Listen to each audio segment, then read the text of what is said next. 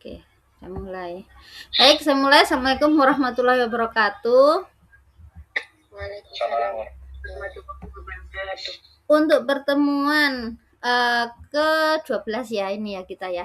Pertemuan ke-12 ini, jadi memang kemarin ku targetnya sebenarnya lebih dari sequence sampai limitnya ini, sequence and series. Kalau dilihat chapter 1 kemarin kita kan real numbers itu sudah selesai.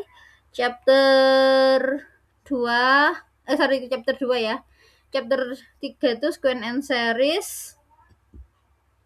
Chapter 4 itu limit fungsi. Jadi harusnya kita sampai chapter 4 limit fungsi, tapi kayaknya nggak nutut ya, nggak apa-apa, wes kita cuma sampai sequence and series saja. Jadi cuma 2 bab. Insya Allah sudah iku ya. Kalau untuk bekalnya iku. Karena untuk yang limit fungsi ya, limit fungsi itu sudah dapat apa belum di kalkulus? Bapak Ibu udah dapat belum di kalkulus? Udah, Bu. Sudah ya. Nah, karena itu saya lebih ke arah limitnya barisan. Bisa dilihat di sini ya. Semuanya teorema. Banyak sekali teoremanya. Namanya saja judulnya limit theorems. Teorema untuk limit. Nah, sekarang kita kenalan dulu yang namanya sequence and their limit. Barisan dan limit mereka. Jadi di sini pertama didefinisikan ya. Ini kita taruh sini. Ini barisan dan limitnya.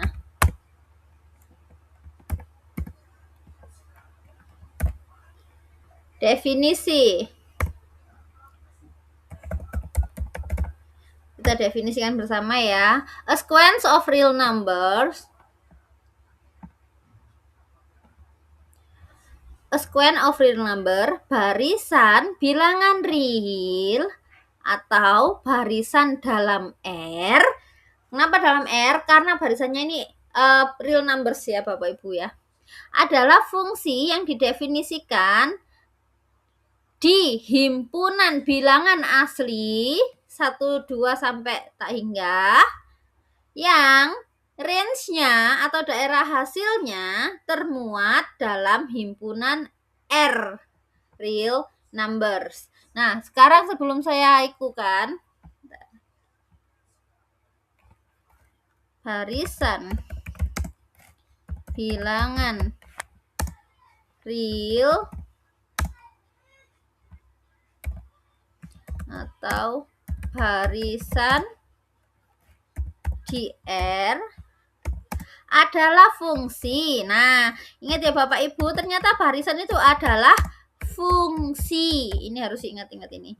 Is a function, adalah fungsi yang didefinisikan pada himpunan N atau bilangan asli yang isinya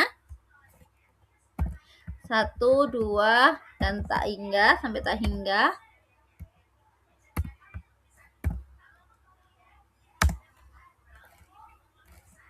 bilangan asli yang daerah hasilnya termuat di himpunan R bilangan real. Nah, jadi kalau di sini dibilangnya apa? Barisan itu fungsi. Barisan itu fungsi. Hijau aja deh. Barisan itu fungsi. Fungsi dari mana? Fungsi domainnya atau daerah asalnya dari natural atau bilangan asli. Lalu daerah hasilnya atau kodomennya. Kodomennya siapa? Kodomennya bilangan real. Jadi kalau kita tuliskan itu, kita gambarkan dalam bentuk itu ya. Dari N ke R. Nah, barisan bilangan real itu sebenarnya fungsi dari N ke R. Dari N ke R. Sekarang saya tanya dulu Bapak Ibu. Kan sudah pernah belajar apa itu barisan ya? Yang pernah didengar yang atau pernah diketahui jenis barisan apa?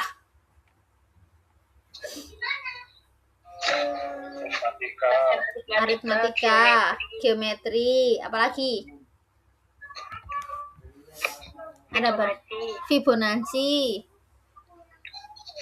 Apalagi?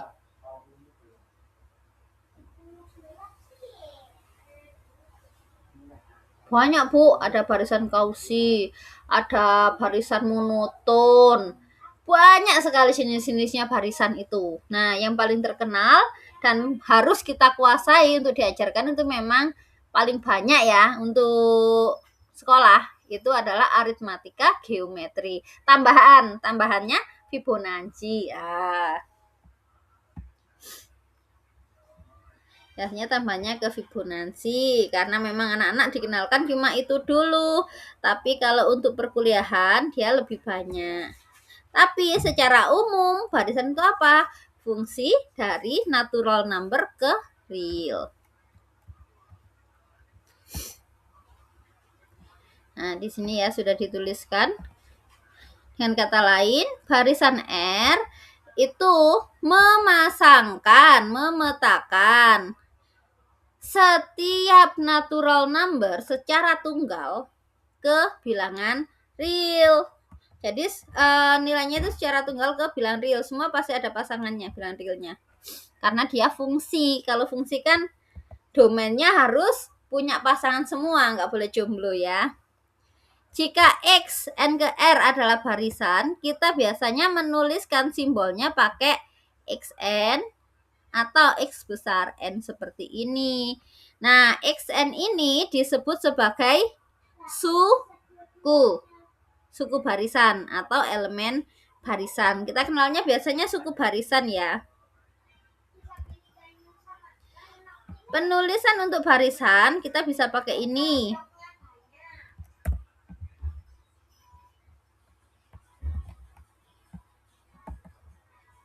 Nah, barisan bisa kita tuliskan seperti ini. Perhatikan, ini mirip dengan himpunan ya, tapi coba dilihat kurungnya. Kurungnya kurung bulat ya. Itu yang membedakan dia dengan himpunan. Jadi hati-hati, kurungnya matriks kotak, kurungnya interval itu bulat tapi ada komanya, ada pembatasnya. Lalu kalau kurungnya himpunan kurawal. Sekarang kurungnya barisan itu pakai kurung bulat untuk membedakan barisan dengan himpunan. Nah, ini salah satu contoh barisan. Bisa dituliskan seperti yang atas ini, atau bisa juga dituliskan dengan formulanya atau rumusnya, yaitu 1/2N, N anggota N. Ini barisan yang sama ini sebenarnya.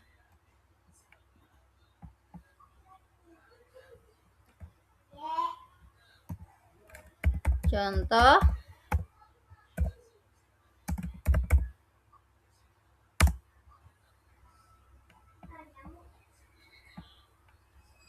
Nah, ini dua barisan yang sama tapi dituliskan dengan representasi yang berbeda, tapi isinya sama aja.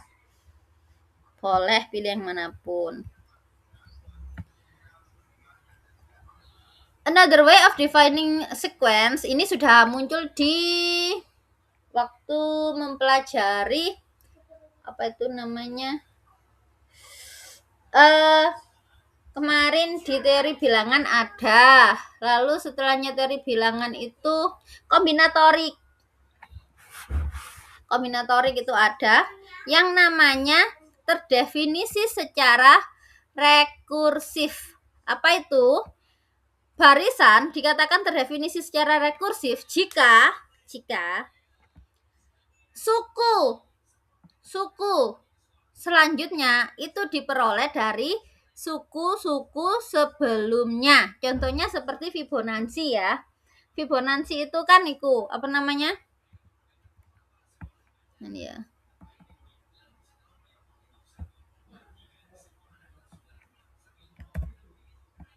Nih.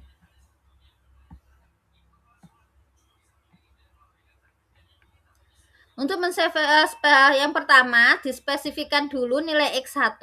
Ini cara lain mendefinisikan barisan. Lalu diberikan rumus untuk Xn plus 1. Jadi X1-nya dikasih tahu dulu, kayak aritmatika, geometri, itu kan suku pertamanya diberitahu ya. Setelah suku pertama, suku kedua bagaimana? Suku kedua adalah suku pertama ditambah 5 kali suku 5 kali, misal suku pertama ditambah 2, misal seperti itu. Nah, seperti ini disebut secara umum dia disebut sebagai terdefinisi secara induktif atau rekursif.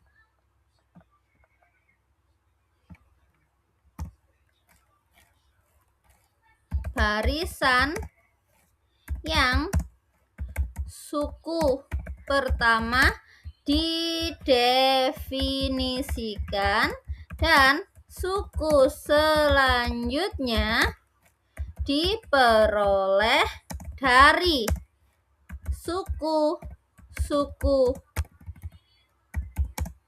sebelumnya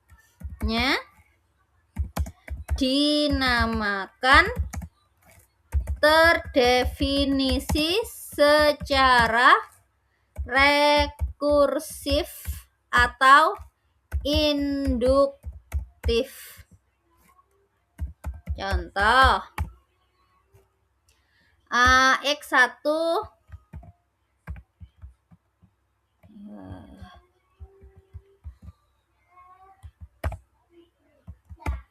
X1-nya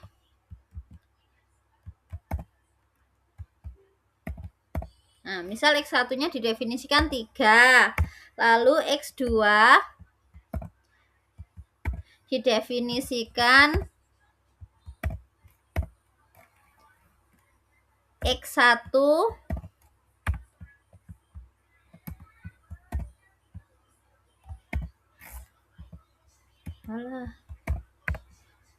definisikan X1 ditambah 6, lalu X3-nya didefinisikan sebagai X2 ditambah 6 sampai Xn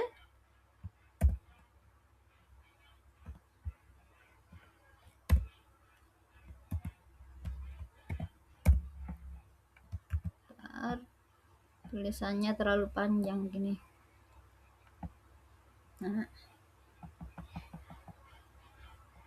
Sampai Xn didefinisikan sebagai Xn min 1 ditambah 6. Nah, barisan seperti ini disebut sebagai barisan terdefinisi secara rekursif atau induktif. Ini 3.2. Contoh.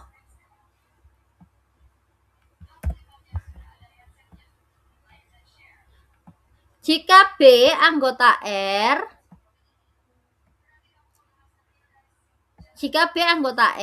barisan B yang isinya B sampai tak hingga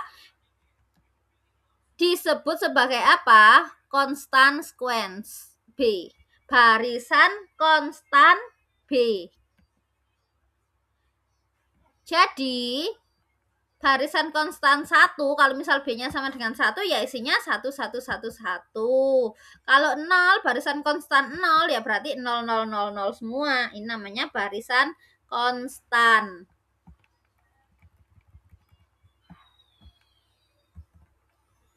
Berikutnya ini.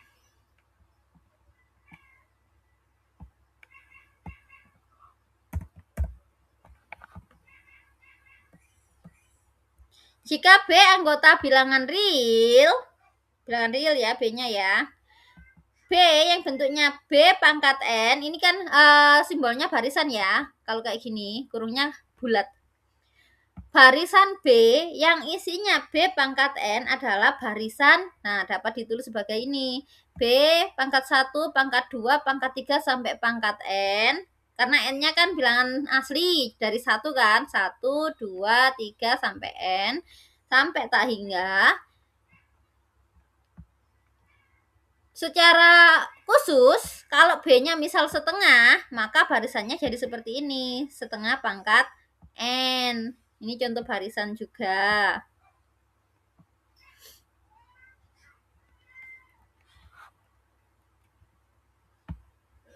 Lalu C, ini juga contoh barisan.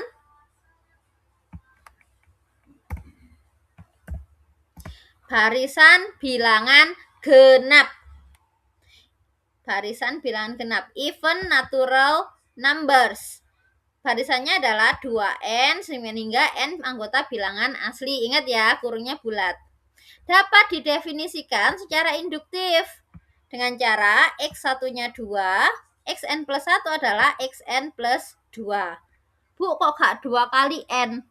Kalau 2 kali N itu nggak rekursif namanya. Yang namanya rekursif itu pendefinisiannya melibatkan X sebelumnya. Itu ya, bedanya ya. Ini adalah didefinisikan secara rekursif. Boleh nggak ditulis sebagai 2N? Boleh.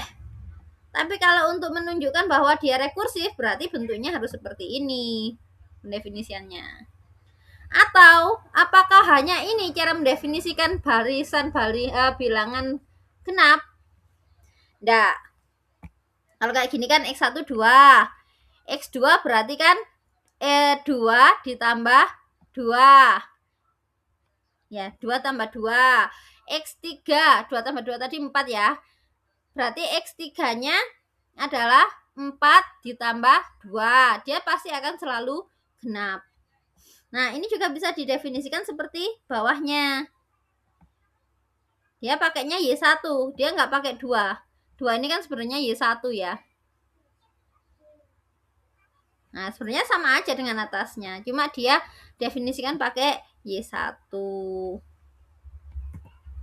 Tapi itu mendefinisikan barisan bilangan genap yang sama. Lalu ini yang tadi namanya barisan Fibonacci. Barisan Fibonacci itu harap diingat. Dia mendefinisikannya nggak cuma satu untuk nilai awalnya, tapi ada F1 dan F2. Kenapa? Karena di rumus rekursifnya si Fibonacci atau induktifnya Fibonacci itu melibatkan 2 suku sebelumnya. Kalau yang atas ini tadi kan cuma 1 suku ya. Ini cuma 1 suku. Kalau yang Fibonacci itu 2 suku. Nah, F1-nya 1, F2-nya 1. Berarti F3 adalah 1 tambah 1. Sama dengan 2. Ini adalah F3-nya. Fn plus 1 sama dengan Fn min 1 ditambah Fn. F5. Kalau misal kita langsung lompat aja lah. F5.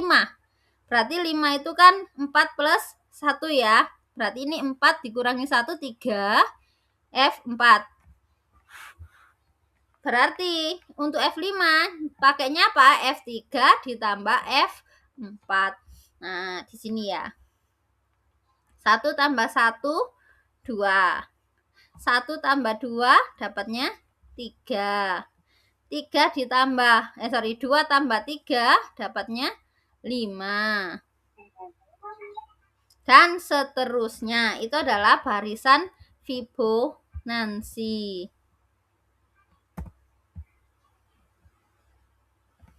Nah, sekarang kita sudah mengingat kembali apa itu barisan. Kita ke yang namanya limit of sequence. Limit barisan. Yang kita kenal sebelumnya itu kan limit fungsi ya. Apa itu limit? Limit itu mendekati. Sangat dekat sekali.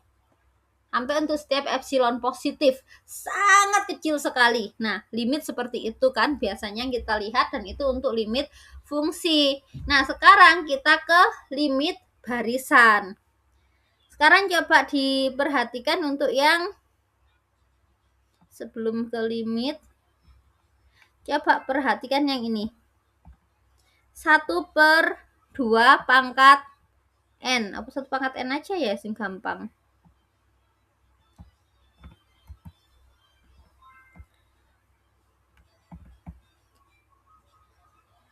Limit of sequence, limit barisan.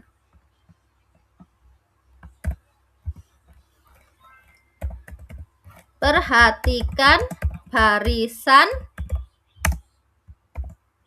1/n. Perhatikan barisan 1/n. Ya, nulis barisan boleh ya, seperti ini. Boleh juga yang kayak 2n itu. 1/n, 2 n anggota n.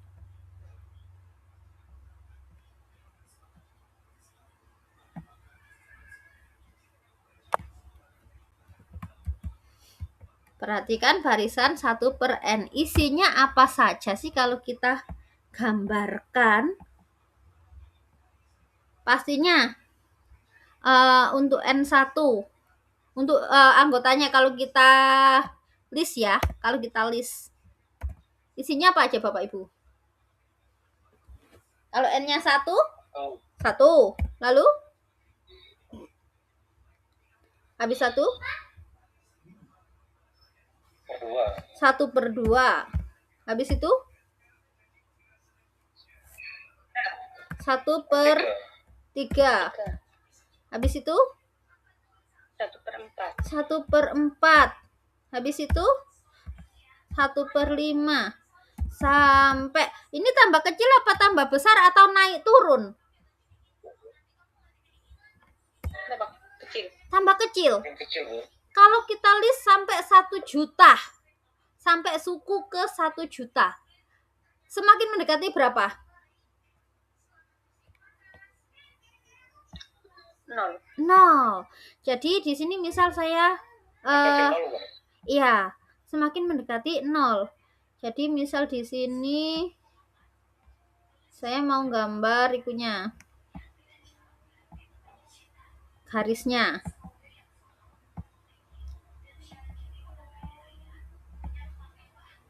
X-nya tadi kan domainnya bilangan asli ya, N, berarti kodomennya ini bilangan real. Nah, ini 1, aduh. Oh, 1-nya tak buat besar aja. N-nya, oh ya, enggak. Sorry. Ini 1, 2,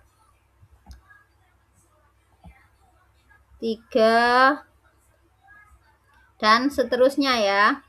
4 dulu ya, 1 tulis. 4, lalu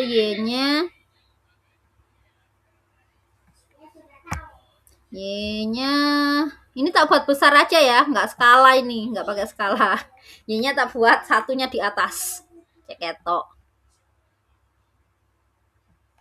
Nah, kalau kita lihat tadi N-nya 1, berarti ini ya, N-nya 1. R-nya berarti juga 1 kan? Berarti titiknya di sini. Kalau 2, dia ternyata setengah. Anggap setengah di sini. Kalau 3, berarti dia sepertiga. 1, 2, 3. Di sini 3. Kalau 3, dia sepertiga. Kalau 4, dia 1/4.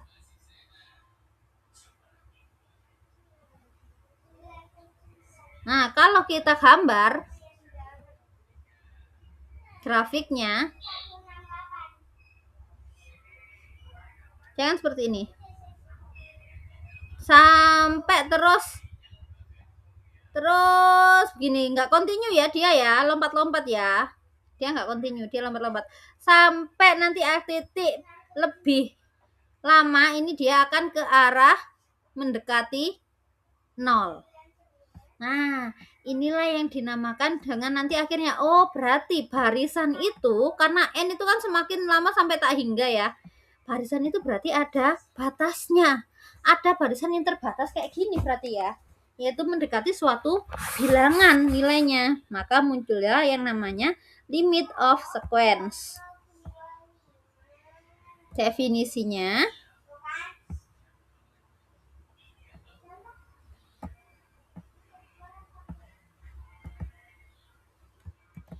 ini barisan X sama dengan xn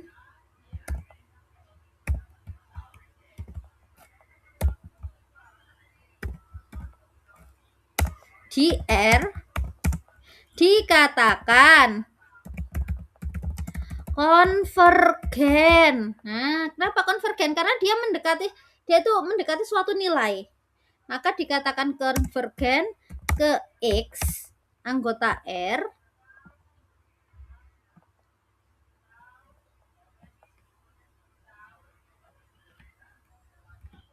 X anggota R atau X dikatakan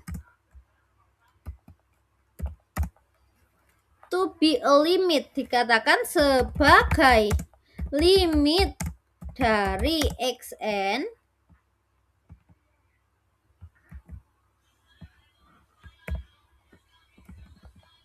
limit dari xn jika untuk setiap epsilon positif, aduh epsilon ini ya ikut nih, untuk setiap epsilon positif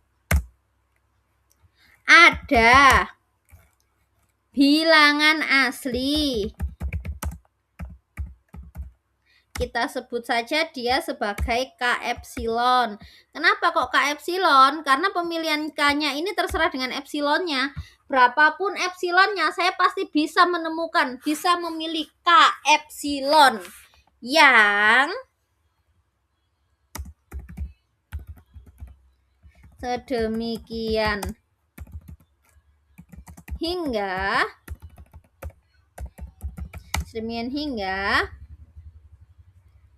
untuk setiap N lebih besar sama dengan K epsilon,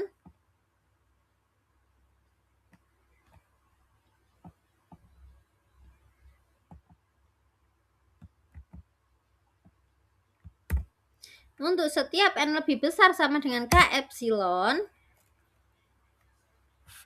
suku xn, sukunya xn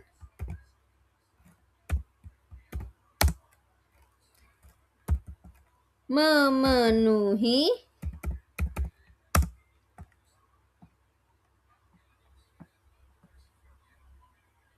mutlak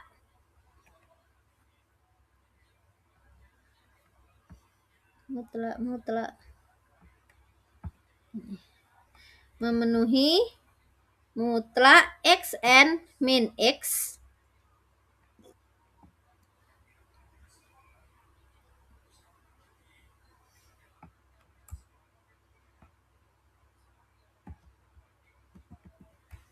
xn min x kurang dari epsilon.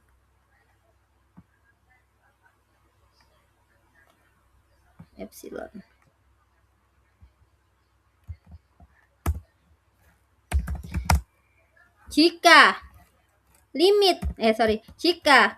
barisan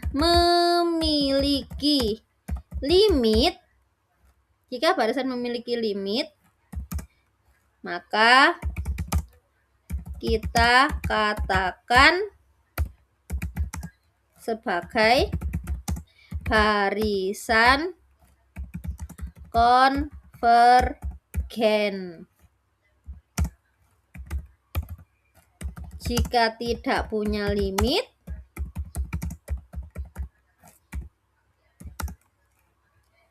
dikatakan sebagai barisan divergen. Nah, maksudnya apa sih? Untuk setiap epsilon positif ada bilangan asli K epsilon sedemikian hingga N lebih besar, yang lebih besar dari K epsilon itu sukunya kalau dikurangi X itu pasti selalu kurang dari epsilon. Jadi kayak gini. Bentar ya bagian ini.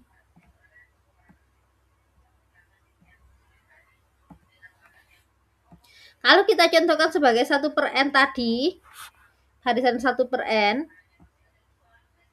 terus kita pakai warna hijau. Nah, epsilonnya kan dia ngomongnya untuk setiap epsilon positif. Mau berapa epsilonnya? Aku pasti bisa nemukan K epsilon. Ya udah, saya mau epsilonnya setengah. Saya mau epsilonnya setengah.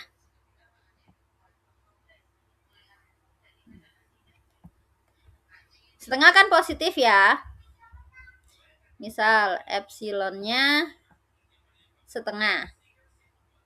Bisa nggak nemu K epsilon?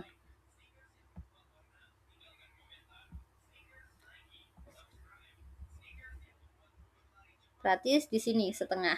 Ini. Di sini epsilonnya. Kalau epsilon setengah ya. Bisa nggak menemukan K epsilon? Bisa. K epsilon yang apa? Yang xn min x-nya itu kurang dari setengah. Mutlaknya ya. Saya bisa memilih ini, xn di sini.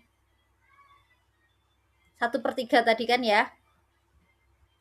Saya bisa memilih 1/3, di mana 1/3 ini kan mendekati 0 ya, x-nya 0. X-nya tadi kan 0. Dia mendekati 0. Di mana 0 dikurangi 1/3, K epsilonnya saya pilih, saya memilih 3. Kalau nggak mau ngepres, saya boleh memilih juga 5. K epsilonnya saya pilih 5. Boleh pilih 3? Boleh, asal memenuhi ya. Nah, kalau K epsilonnya saya pilih 5, saya pasti akan membuktikan xn min x ini kurang dari epsilon. Mutlak xn-nya, n-nya berarti n yang lebih besar dari K epsilon ya, lebih besar sama dengan K epsilon. Berarti lebih besar dari 5. Saya pakainya x6. Lebih besar dari 5 kan? 6 itu dikurangi x. X-nya berapa? 0. X6 kurangi 0. Berarti kan 1/6 dikurangi 0. 1/6 dikurangi 0 dimutlakkan adalah 1/6. 1/6 ini kurang dari berapa? Kurang dari setengah. Setengah tadi siapa? Setengah tadi itu adalah epsilon. Itu satu contoh saja. Nah, sekarang kalau epsilonnya sebarang epsilon positif bagaimana? Ini contoh ya. Ini hanya satu kasus, yaitu untuk kasus epsilonnya setengah. Padahal pembuktiannya adalah epsilonnya positif. X-nya tetap. Ini tetap. Yang ini yang akan berubah untuk setiap epsilon positif. Maka kita nanti berarti harus mencari K epsilon dan kita harus membuktikan dia selalu kurang dari epsilon. Aduh, mumet banget ya pembuktiannya. Pernah buktikan ini nggak, limit? Pernah atau belum? Pernah sih Bu, lupa Bu. Kayaknya harusnya pernah di kalkulus Bu ya, kalau nggak salah. Iya Bu. Ini kalkulus ingat saya. Nah, notasinya sudah biasa ya, limit xn sama dengan x kayak gini. Pembuktian itu nanti aja. Sekarang ketunggalan limit. Jadi limit itu ternyata tunggal. Dia nggak akan naik turun. Maksudnya kalau konvergen dia itu pasti hanya menuju ke satu bilangan. Karena itu di sini ada teorema yaitu a sequence in R can have at most one limit. Kenapa at most? Paling banyak satu, karena ada yang nggak punya limit, makanya at most. Barisan di R memiliki paling banyak satu limit. Jadi kemungkinannya apa? Boleh nggak punya limit atau punya satu limit. Hanya dua kemungkinan, 0 atau 1. Kita buktikan.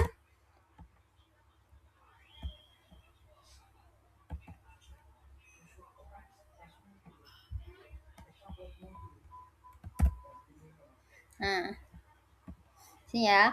Misal sama kayak biasanya, dia kan mau membuktikan ketunggalan, paling banyak satu ya. Dia mau membuktikan ketunggalan. Yang namanya ketunggalan itu pasti dimisalkan ada dua. Dibuktikan kalau dua itu ternyata sama. Siapa yang dimisalkan? Kita misalkan ada barisan yang punya dua limit, X aksen dan X double aksen. Nah, barisannya XN ya. Misal XN punya dua limit, yaitu X aksen dan double aksen. Untuk setiap epsilon positif terdapat K aksen sedemikian hingga XN min X aksen kurang dari epsilon per 2. Ini kenapa? Karena X aksen tadi katanya limit.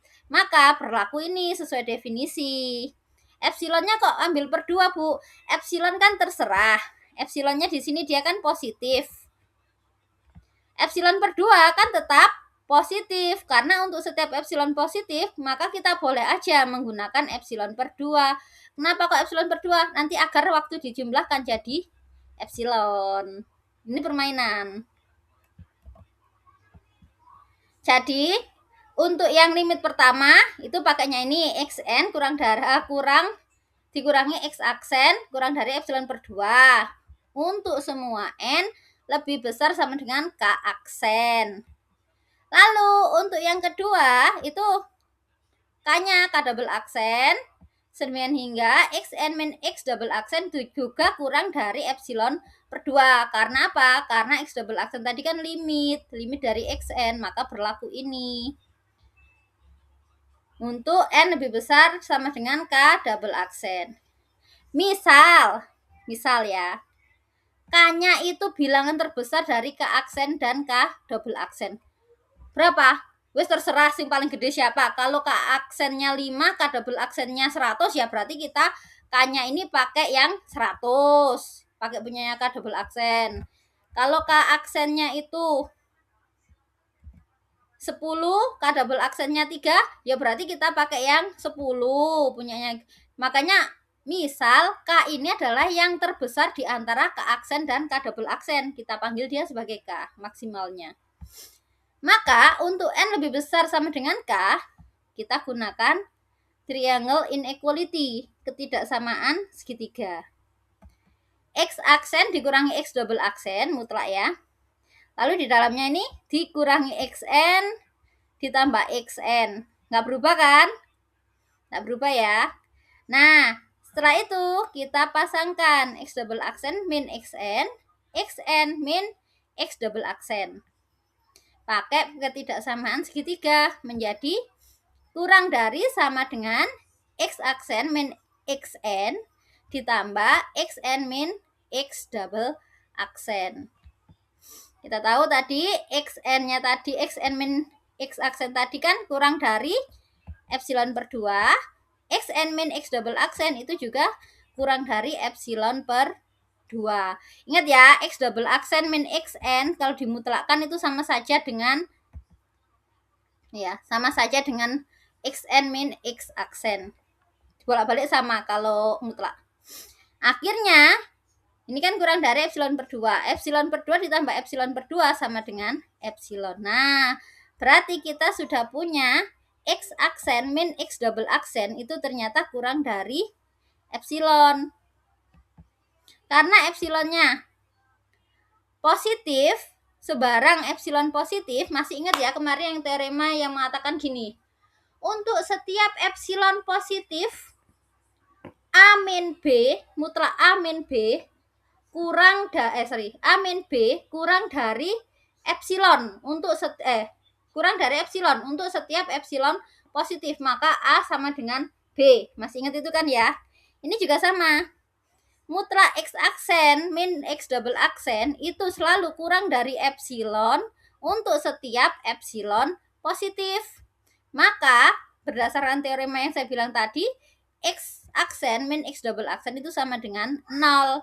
Dengan kata lain, X aksen sama dengan X double aksen. Jadi terbukti kalau limitnya itu tunggal. Bisa dipahami Bapak Ibu? Bisa, Bu. Oke, lanjut. Habis ketunggalan limit. Nah, kita ingat kembali, kemarin kita juga belajar yang namanya neighborhood atau lingkungan. Lingkungan epsilon kemarin ya. Kalau V epsilon X itu berarti kan U min X kurang dari epsilon. Yang kemarin kita kayak gini tuh. Aduh. Ini misal U-nya, ini X-nya. Lingkungan epsilon X itu berarti kan, nah,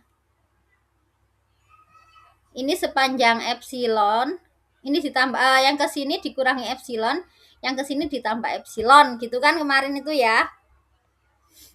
Masih ingat lingkungan epsilon itu? Nah, dari lingkungan epsilon ini kita akan mendefinisikan limit.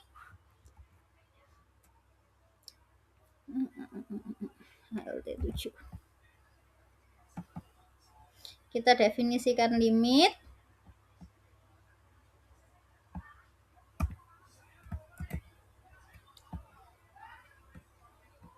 Misal xn adalah barisan bilangan asli, bilangan real, dan misal x-nya itu anggota real.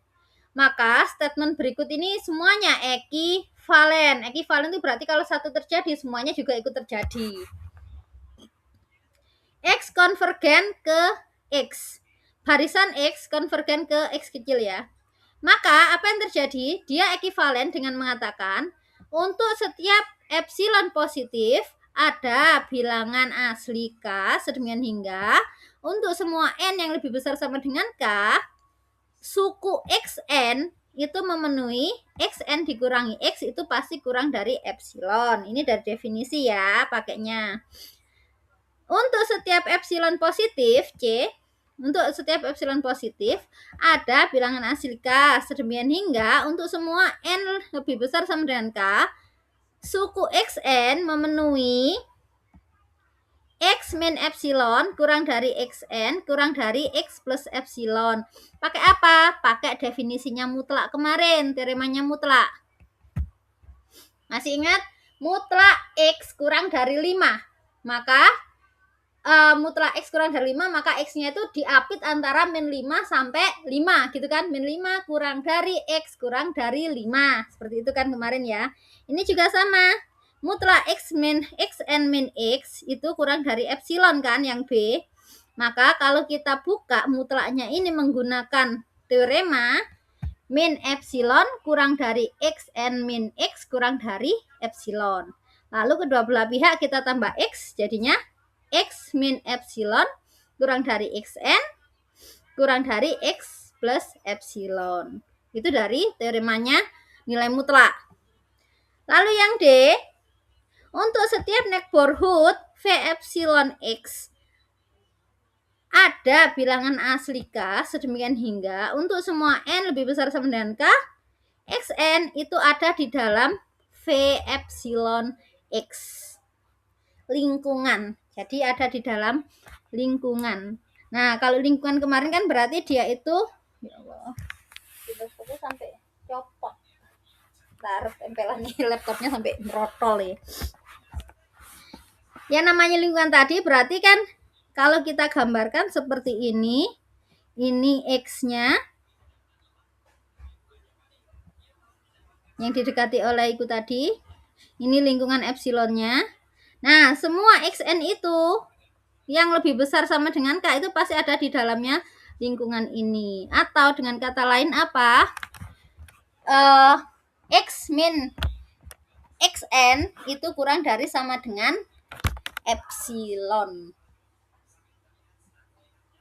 Kita lihat ya untuk itu nih. Bentar, nih salah satu contohnya ya. A dan B itu hanya definisi. Nih, ekivalensi A dan B itu adalah definisi.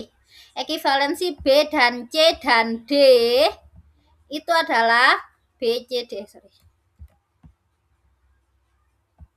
Ini ya. A dan B itu definisi. Lalu B, C, D. B, C, D itu adalah implikasi dari hal ini. Mutlak U min X kurang dari epsilon. Nah, ini tadi yang saya bilang. Maka U min X-nya itu diapit antara min epsilon dan epsilon. Lalu ini semuanya ditambah X. Tambah X. Ini juga tambah X. Ini X-nya habis ya, yang tengah. Jadinya X min epsilon kurang dari U kurang dari X epsilon. Nah, ini sama saja dengan definisinya lingkungan epsilon X. Jadi nggak saya tulis. Nah, untuk 316 kita sudah sampai contoh-contoh.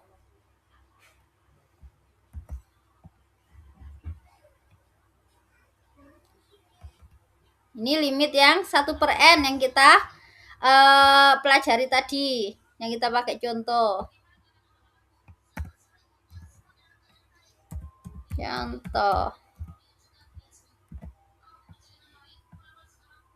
Ini contoh untuk pembuktiannya nanti.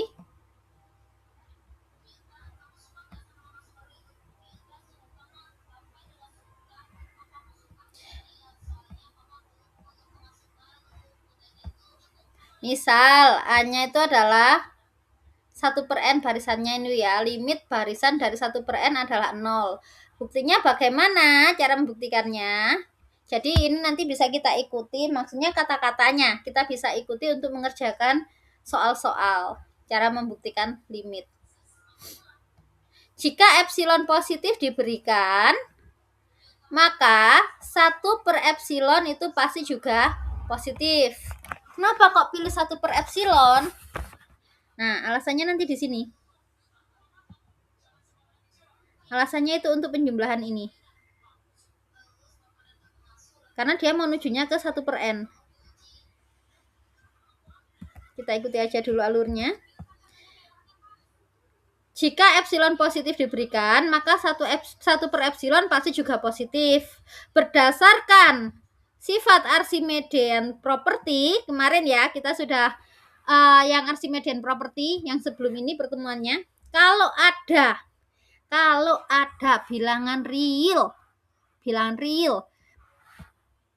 1/epsilon di sini, kalau ada bilangan real 1/epsilon, pasti ada bilangan asli yang 1/k-nya itu adalah kurang dari epsilon. Tak buka teoremanya. Archimedean property itu adanya di completeness property kontrol 2.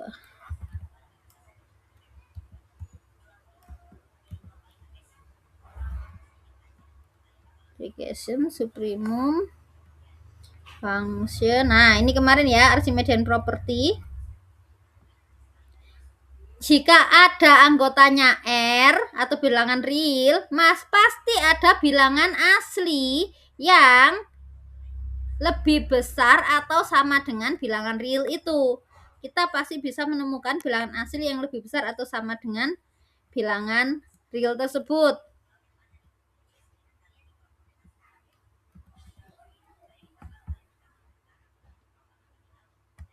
Nah, kalau di sini 1/k kurang dari epsilon ini berarti dia pakainya 243 ya. Properti 243. Ya, ini pakainya 243.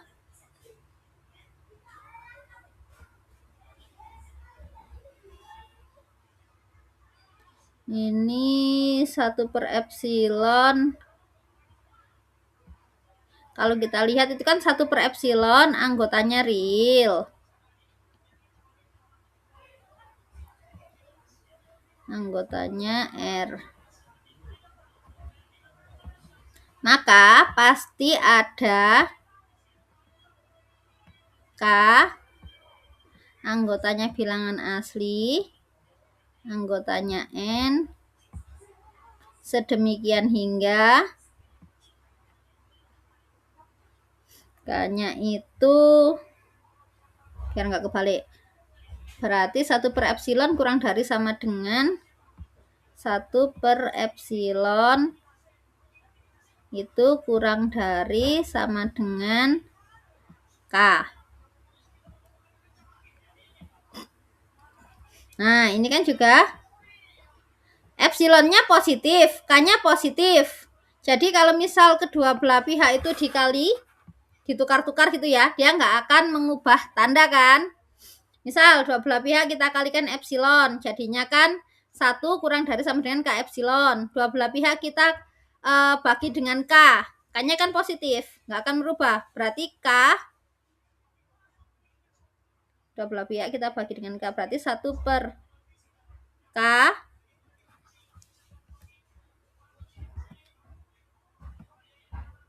berarti 1 per K kurang dari, nah epsilonnya ke atas, epsilon ini kan epsilonnya ke atas, K-nya ke bawah, maka didapatkan ini 1 per K kurang dari epsilon berdasarkan Archimedean property. Jika N lebih besar sama dengan K, N-nya kan lebih besar sama dengan K, maka kalau gitu 1 per N itu pasti kurang dari sama dengan 1 per K, ya kan? Karena 1 per besaran K-nya kan, maka 1 per K-nya lebih ke besaran N-nya, maka K-nya lebih kecil. 1 per N kurang dari sama dengan 1 per K. Nah, 1 per K tadi kurang dari apa? Kurang dari epsilon. Nah, berlaku 1 per N kurang dari sama dengan 1 per K kurang dari epsilon. Sekarang limitnya kan 0. Limitnya 0. X-nya ya, limitnya 0. Xn-nya itu adalah 1 per N. Ini Xn-nya 1 per N. 0 ini adalah X-nya kan.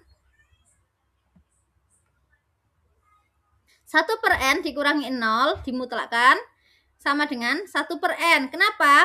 Kok mutlak 1 per N dikurangi 0 sama dengan 1 per N? Karena 1 per N ini positif. N-nya kan bilangan asli. Berarti 1 per N kan juga positif. Nah, dikurangi 0 dia tetap positif. Makanya mutlaknya tetap sama dengan 1 per N. 1 per N tadi kurang dari apa di sini? 1 per N tadi kurang dari epsilon.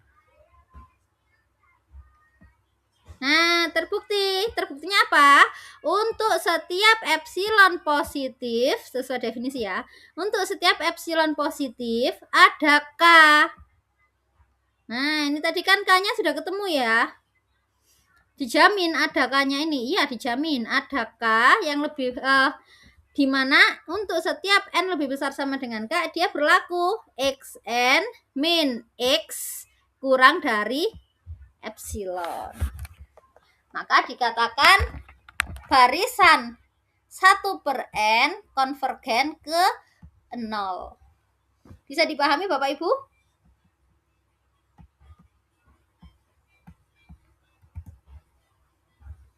Pak Arya, bagaimana? Bulat, Bu. Bulatnya itu di mana? Bulatnya itu dimilih ini loh. Waktu kita harus memilih ini. Mengapa kok harus 1 per epsilon yang dipakai? Lalu ke arah ini. Itu memang bulatnya di situ. Idenya itu. Jadi memang butuh banyak latihan. Tapi intinya apa? Intinya membuktikan limit itu selalu pertama, ambil epsilon positif. Ya. Bukti limit Itu pasti yang pertama itu ambil epsilon positif.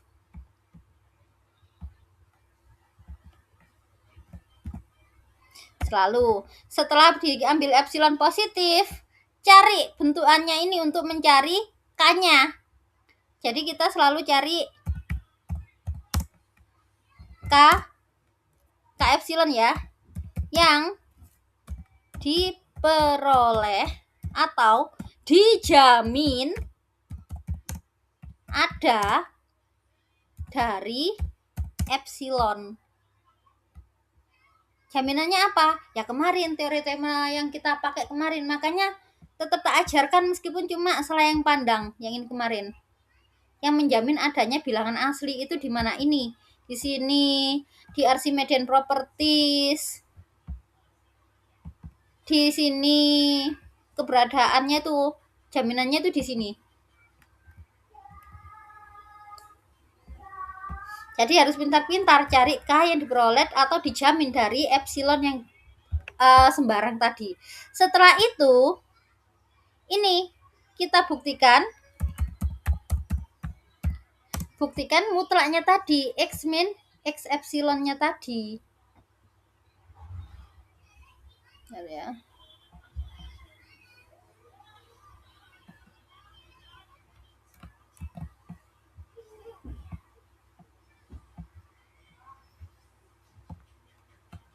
Nah, membuktikan ini itu adalah bukti limit. Biasanya seperti itu. Biasanya. Sekarang kita coba lagi yang lain. Makanya saya nggak mulu-mulu ini karena sulit. Sequence.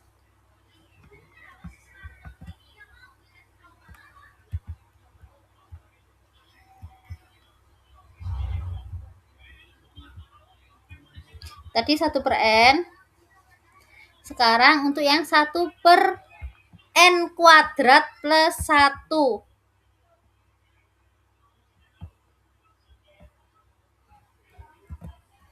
Membuktikan 1/n kuadrat plus 1. Lihat ini, tetap kan? Ambil epsilonnya positif. Untuk menemukan K, tuh kan, dia harus menemukan K. Untuk menemukan K, perhatikan bahwa apa? Karena kita maunya nanti kan ke sini. Jadi hubungannya dengan 1/n kuadrat plus 1. Perhatikan bahwa 1/n kuadrat plus 1 itu pasti kurang dari 1/n kuadrat. Kenapa? Tak tanya. Kenapa Bapak Ibu? 1/n kuadrat plus 1 itu kurang dari 1/n kuadrat. Kenapa?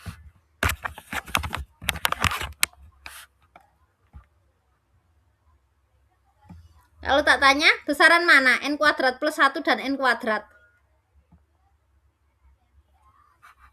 N kuadrat. Nah, pembaginya kan berarti lebih besar yang N kuadrat plus 1 kan ya? Makanya 1/n kuadrat plus 1 itu kurang dari 1/n kuadrat. Sekarang, 1/n kuadrat itu besaran mana dengan 1/n saja? Lebih besar 1/n karena n itu lebih kecil ya dari n kuadrat. Itu sudah dipastikan kurang dari atau sama dengan n kuadrat. Maka kita akan punya persamaan ini. Yang awal ke akhir. Oh, sekarang pilih K. Pilih K. K-nya milih berapa? Di sini ternyata bentukannya 1/n. Yaudah, saya pakai aja 1/k kurang dari epsilon. Pilih K sehingga 1/k kurang dari epsilon. Siapa yang jamin?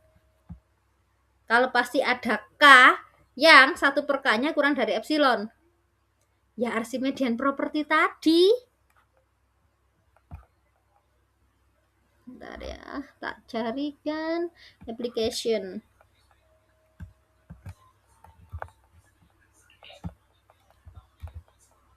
Nah,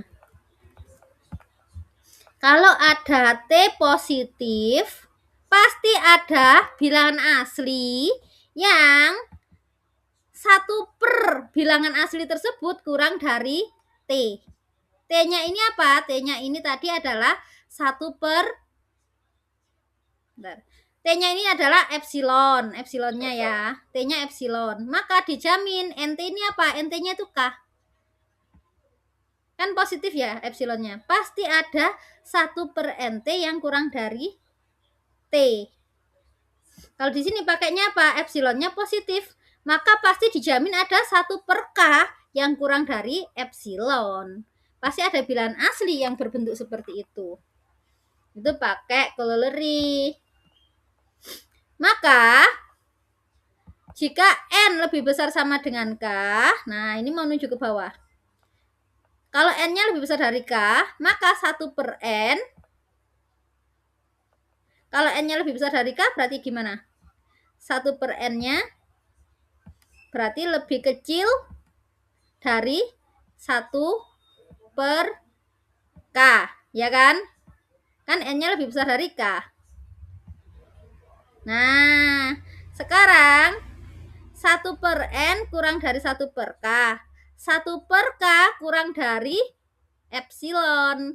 Maka 1 per N kurang dari epsilon. Ya enggak? Bisa dipahami yang itu?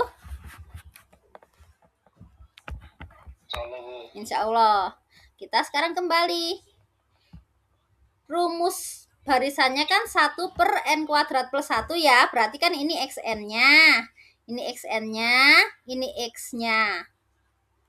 Kan kita selalu XN min X. Buktikan XN min X itu kurang dari epsilon.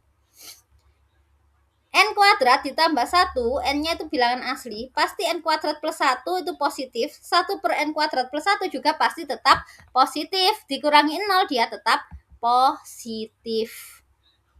Nah, 1 per N kuadrat plus 1, tadi kita tahu dia kurang dari 1 per N. Di atas tadi. Ya, dia pasti kurang dari 1 per N.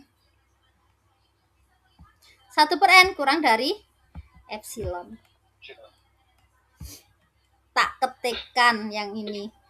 Tak ketikkan biar gak bingung. Ambil ya gini karena suaranya pakai HP sih jadi nih guys. Ambil epsilon positif.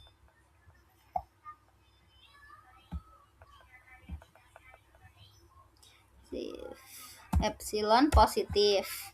Nah, kalau ada karena epsilonnya positif, maka berdasarkan nomor berapa tadi corollary-nya? Corollary 245 ya. Nih.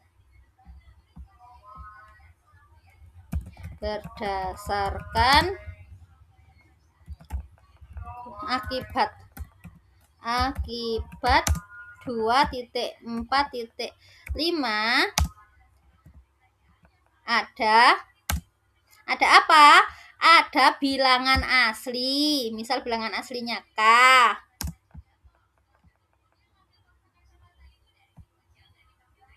Ada bilangan asli.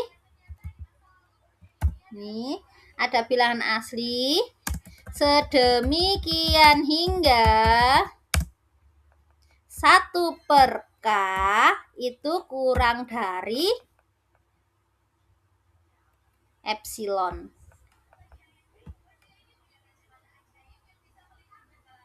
Kurang dari epsilon. Nah, nggak pakai nolnya Bu, nggak perlu jian. Nah, jadi nggak saya pakai.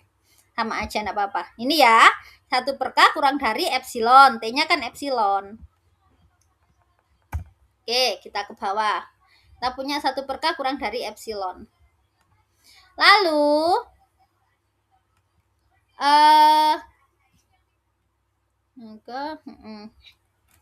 misal ada bilangan lain, bilangan asli lain, yaitu N. Misal N anggota N. Nih, cek lebih jelas. N itu apa, itu apa. Misal ada bilangan asli lain, N anggota N, di mana misal N kan, oh gini. Sebentar. Misal N itu lebih besar sama dengan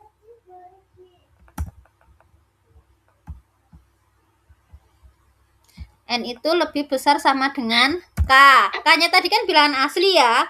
Kalau ada bilangan asli dia pasti masih ada atasnya lagi kan. Bilangan asli itu enggak terbatas kan ya. Misal N ini bilangan asli yang lebih besar dari K. Misal N lebih besar dari K, dimana N anggota N. Misal N itu lebih besar sama dengan dimana N itu, maka N kan lebih besar sama dengan K, maka 1/N itu pasti kurang dari 1/K. 1/N itu pasti kurang dari 1/K. Tadi pakai sama dengan, tak pakai sama dengan juga. Ya kan, karena dibalik ya. Oke, sekarang kita punya 1/K ini. 1/N kurang dari 1/K. Copy. Dan kita juga punya 1/K itu kurang dari epsilon.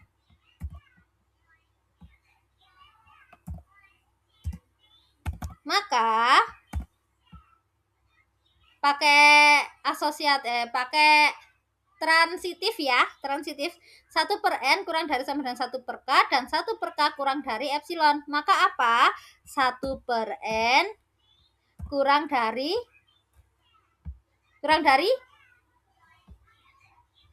apa? 1/N-nya kurang dari apa, Bapak Ibu?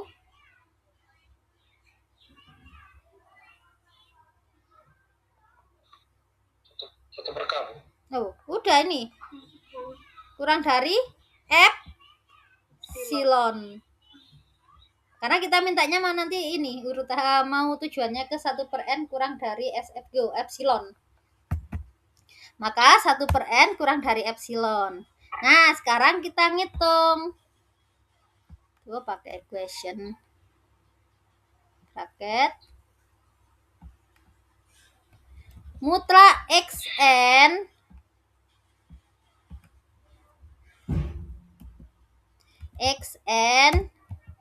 min x sama dengan, nah xn-nya itu kan tadi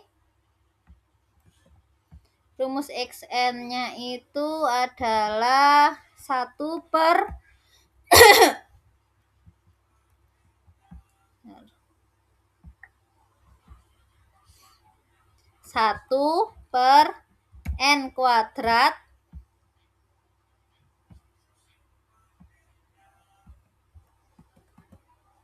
n kuadrat ditambah 1, itu kan. X-nya dia dikatakan mendekati siapa? Di sini dia dikatakan mendekati 0.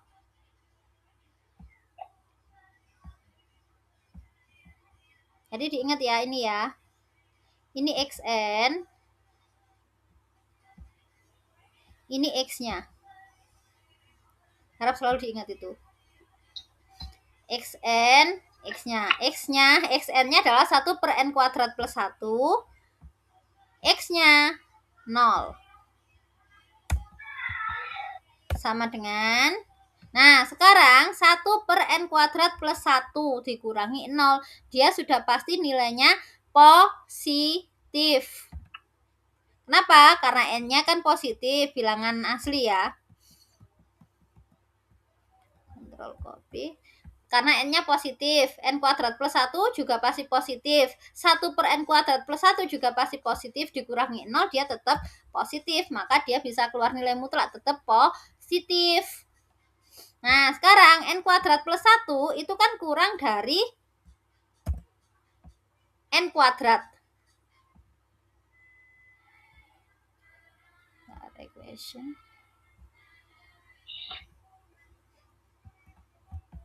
N kuadrat plus 1 itu sama 1/n kuadrat plus 1 itu kurang dari 1/n N kuadrat. Salah. N kuadrat. Ya kan? Karena besaran N kuadrat plus 1 daripada N kuadrat. 1 per N kuadrat itu kurang dari 1 per N. Karena kan besaran N kuadrat timbang N. 1 per N. Nah, 1 per N sendiri, 1 per N sendiri itu kurang dari epsilon.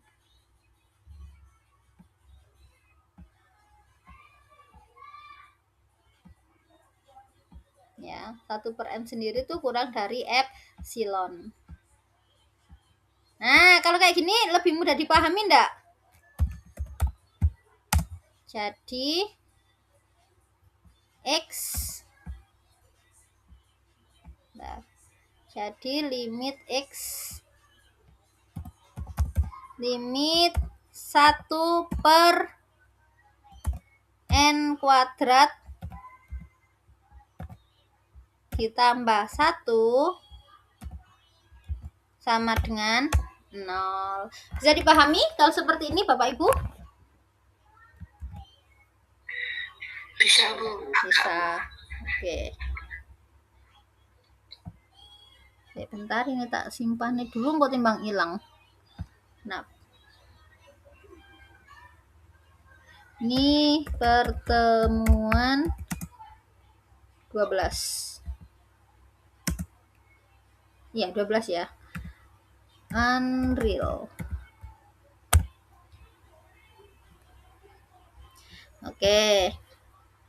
Kita kembali ke limit tadi. Ctrl 2. Nah, itu untuk yang 1 per N kuadrat plus 1. Ini yang C itu 3N plus 2, N per N plus 1 sama dengan 3. Epsilon positif sama kayak tadi. Epsilon positif. Ini tujuannya mau apa? Tujuannya mau yang ini 3N plus 2 per N plus 1 dikurangi 3 kurang dari epsilon. Tujuannya ini kan? Makanya dia ngubahnya kayak gini ngubahnya. 3N plus 2, N plus 1 kurangi 3. Disamakan penyebutnya. Menjadi 3N plus 2 dikurangi 3N dikurangi 3. Ini menyamakan penyebut. Nah, ini hasilnya apa? 3N dikurangi 3 habis. 2 dikurangi 3 sisanya min 1. Berarti min 1 per N mutlak. N-nya kan positif, bilangan asli ya. Positif. N plus 1 juga positif. Berarti negatif per positif hasilnya negatif. Negatif per positif berarti hasilnya negatif kan? Nah, min 1-nya menjadi 1 karena mutlak kan? N plus 1-nya kan positif tetap N plus 1. N plus 1 itu lebih besar dari N. Sudah. Ini nanti kita berarti pakainya 1 per N. Sama kayak tadi, pakai corollary berapa tadi? Corollary yang tadi ya, yang 1 per NT kurang dari epsilon tadi loh ya. Ini 1 per N kurang dari epsilon. 1 per NT-nya. Sama pakainya kayak gitu juga.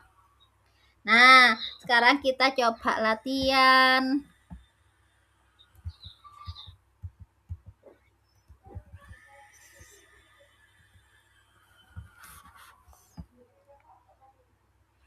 Ini menuliskan 5 suku pertama.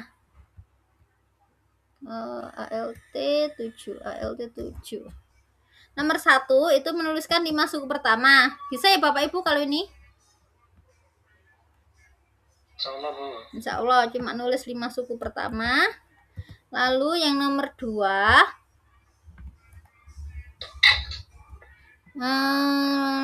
natural pattern, key formula. Ini mencari rumus XN. Pakai enggak? Nggak usah ya. Lalu nomor 3 itu nuliskan 5 suku pertama, induktif. Lalu yang nomor 5, 6 itu adalah membuktikan. Nah, ini pembuktian limitnya.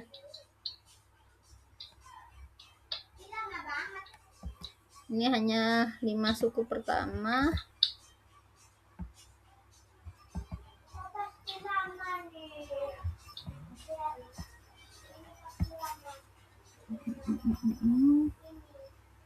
Ini mencari rumus suku ke N.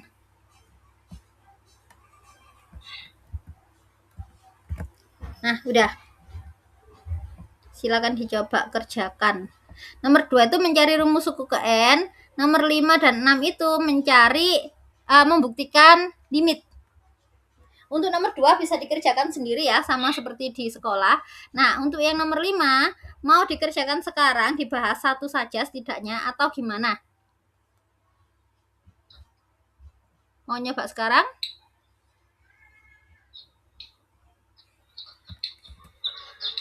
Mana Bapak Ibu? Halo, Bu Ita? Mau nyoba sekarang?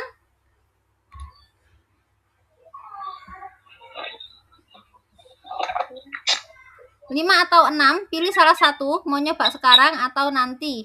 Maksudnya nanti itu berarti PR.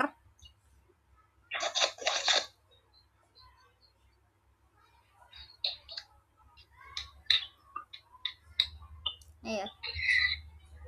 Saya nanti deh, Bu. Loh, nanti. Kalau sekarang kan bisa diskusi kan maksudnya. Ya nggak apa-apa wes. Ini bukan berarti berakhir itu ya. Jadi gini, dikerjakan. Kalau ada pertanyaan, Bu, saya macet di sini harus milih epsilonnya pakai apa? Maaf, harus milih K-nya pakai apa? Epsilonnya bagaimana? Itu nanti WA di grup. Gitu ya, Bapak Ibu ya. Iya, Bu. Kurang 1 jam loh saja untuk ngerjakan cukup.